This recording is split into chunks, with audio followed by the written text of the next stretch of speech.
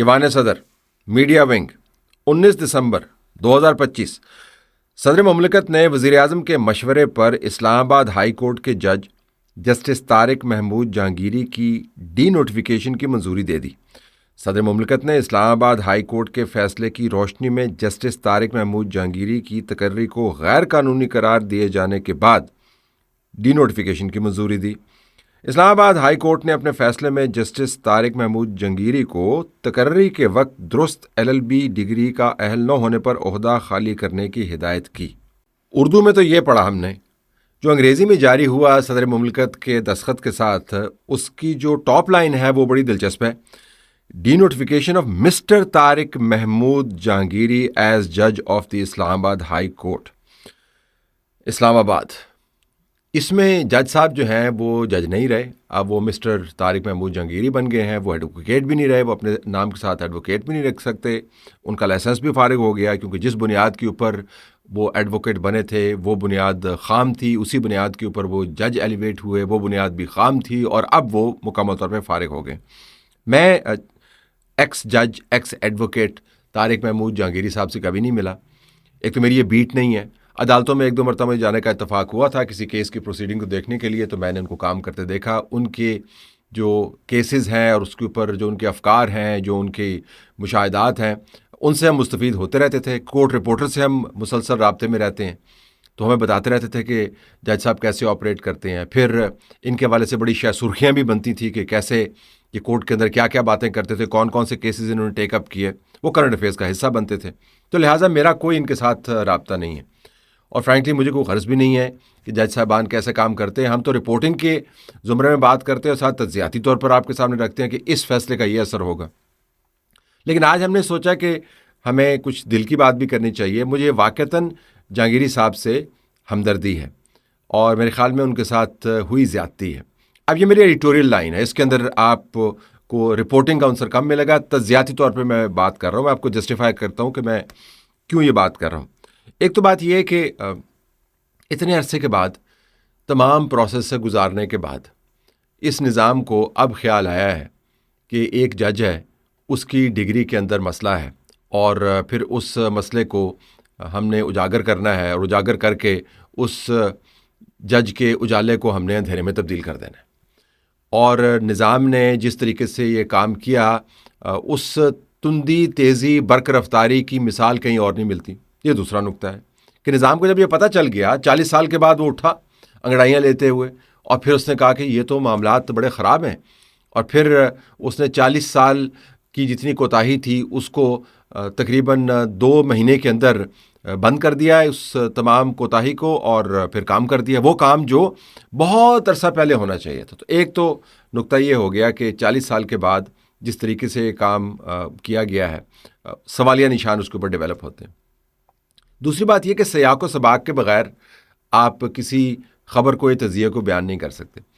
تو اس تمام معاملے کا جو سیاق و سباق ہے، جہانگیری صاحب کے جو افکار جن کا میں نے ذکر کیا، اور جو خیالات، جو مشاہدات، جو کیسز جو ہیں، وہ اب میڈیا کی زینت بنتے ہیں کبھی کبھی پیراگراف کے طور پر۔ لیکن جب وہ یہ کام کر رہے تھے تو اس وقت بڑی بڑی شہ سرخیاں بنتی تھیں۔ ظاہر ہے اس سے موجودہ نظام خوش نہیں تھا۔ تو بھلے ان دونوں کا آپس میں کوئی تعلق نہ ہو، میں یہ نہیں کہہ رہا کہ ان کی ڈگری جو ہے وہ صحیح ڈگری تھی، اس کے اندر بھی بہت جھول نظر آتے ہیں،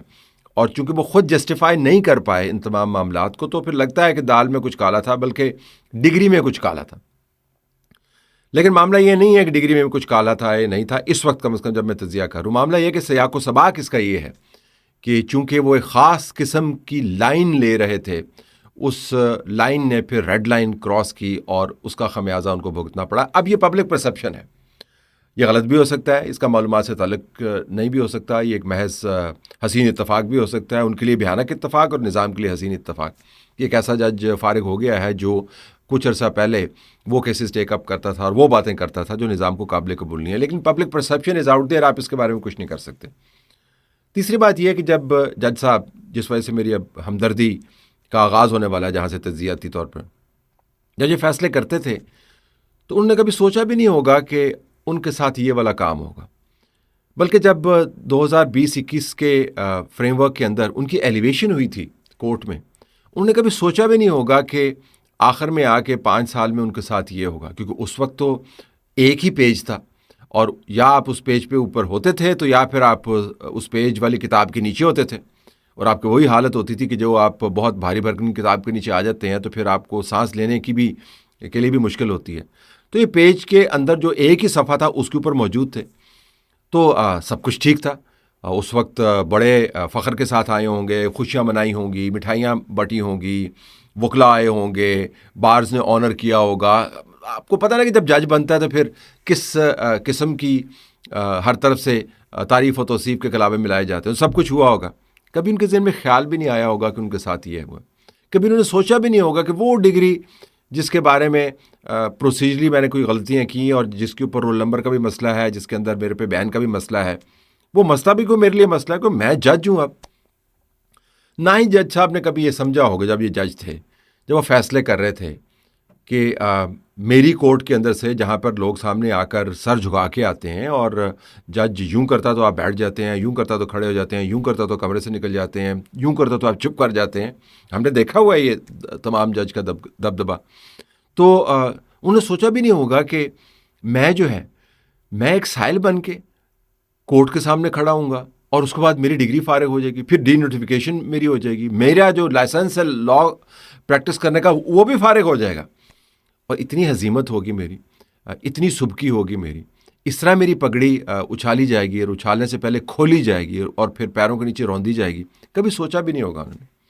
لیکن 2025 میں ان کے ساتھ یہ ہوا۔ اب 2025 کے اندر جو لوگ بیٹھے ہوئے ہیں انہوں نے جج صاحب کا ساتھ نہیں دیا۔ میں اس کے اوپر ابھی آتا ہوں، وہ میرا آخری نقطہ ہوگا۔ تو جج صاحب نے کبھی سوچا بھی نہیں ہوگا کہ وہ اتنے اکیلے ہوں گے۔ جب جج صاحب وہ تمام باتیں کر رہے تھے کورٹ کے اندر بیٹھ کے، جس کے حوالے سے میں نے ذکر کیا کہ شاید ان کے لیے مصیبت کا وہ معاملات باعث بنے، تو ان کے ساتھ جو جج صاحبان ان کو شے دے رہے تھے اور کہہ رہے تھے کہ بھائی بس چک دے پھٹے، تو کبھی جج صاحب نے سوچا بھی نہیں ہوگا کہ جب میرے ساتھ یہ ہو رہا ہوگا تو میرے برابر میں کوئی جج بھی نہیں کھڑا ہوگا۔ آپ نے دیکھا پورے کا پورا گروپ تھا جو سپریم کورٹ کے اندر بھی موجود تھا اور اسلام آباد ہائی کورٹ کے اندر بھی موجود تھا، اور چند ایک دوسری کورٹس کے اندر سے بھی آپ کو آوازیں آتی تھیں جو آپ کو کہتا تھا کہ ہم نے ملک میں انقلاب لے آنا ہے، اور بڑی بڑی باتیں اور بڑے بڑے نعرے اور بڑے بڑے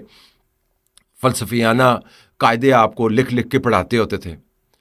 اب وہ گروپ جو ہے وہ 2 میں سپلٹ ہو گیا، بلکہ اس طرح کہیں کہ 3 میں سپلٹ ہو گیا۔ ایک تو وہ ہے جو خاموشی کے ساتھ بیٹھ کے اب اپنا کام کر رہا ہے، یہ انقلابیوں کی بات کر رہا ہوں، جہانگیری کے ساتھ کوئی نہیں کھڑا ہوا۔ دوسرا گروپ وہ ہے جو آرام سے انقلابی نعرے لگاتا ہوا ایلیویٹ ہو کے دوسری کورٹس کے اندر چلا گیا، اپنی ترقی انہوں نے لے لی۔ تیسرا گروپ یہ ہے کہ تمام تر پریولیجز کو پروٹیکٹ کرتے ہوئے ریٹائرمنٹ لے لی،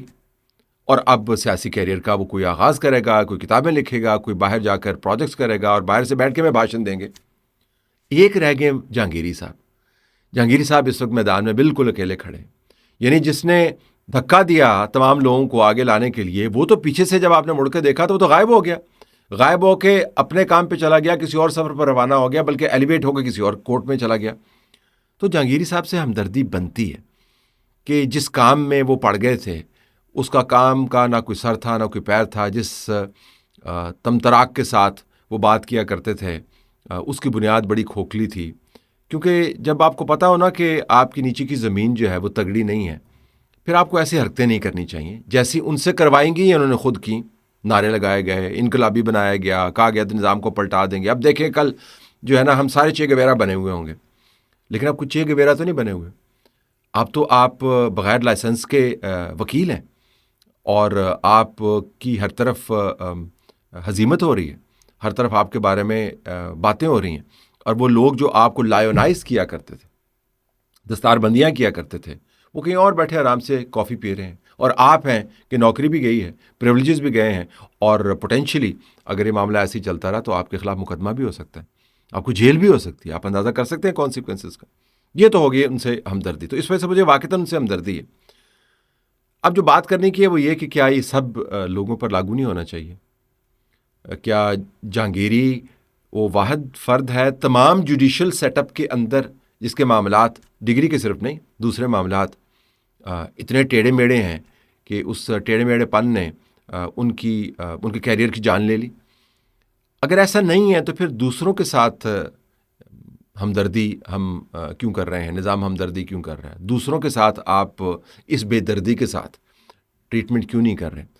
تو اگر آپ نے نہیں کرنی یا آپ کا دل نہیں کر رہا تو کیا ہمیشہ نہیں کرنی؟ یہاں پر میں اپنا آخری نقطہ بیان کر رہا ہوں۔ وہ لوگ جو سمجھتے ہیں آج بیٹھ کے کہ 2030 میں ان کے ساتھ یہ نہیں ہو سکتا یا 2032 میں ان کے ساتھ یہ نہیں ہو سکتا، وہ بالکل ویسے ہی ہیں جیسے جہانگیری صاحب نے سمجھا ہوگا 2020 اور 21 کے اندر کہ 2025 میں میرے ساتھ ایسا نہیں ہو سکتا، میرے ساتھ ایسا کبھی نہیں ہو سکتا۔ تو تمام نظام کے لیے اس میں سبق ہے، ان تمام لوگوں کے لیے سبق ہے جن کا خیال یہ ہے کہ وہ نعرے لگا کر اپنے ماضی کو تبدیل کر سکتے ہیں، لیکن جہانگیری صاحب چونکہ اب سٹینڈ آؤٹ کرتے ہیں اس تمام تنازع کے اندر، اور جس طریقے سے وہ ایک سمبل بن گئے ہیں تمام دو نمبری کا، ڈگریوں کے حوالے سے اور جوڈیشل کنڈکٹ کے حوالے سے، تو میرے خیال میں میری ہمدردی ان کے ساتھ اس وجہ سے بنتی ہے کہ وہ اکیلے نہیں ہیں اس تمام کام کے اندر، بہت سے اور لوگ موجود ہیں۔ اور پھر ان ججز کو آپ کیوں بھول جاتے ہیں جنہوں نے ڈگریوں والی دو نمبری نہیں کی؟ انہوں نے نظام کو کان پکڑا کے پیچھے لات رسید کیا، اس کی کلابازیاں لگوائی تھیں، آپ کو یاد ہے؟ اور آرام سے پھر رہے ہیں،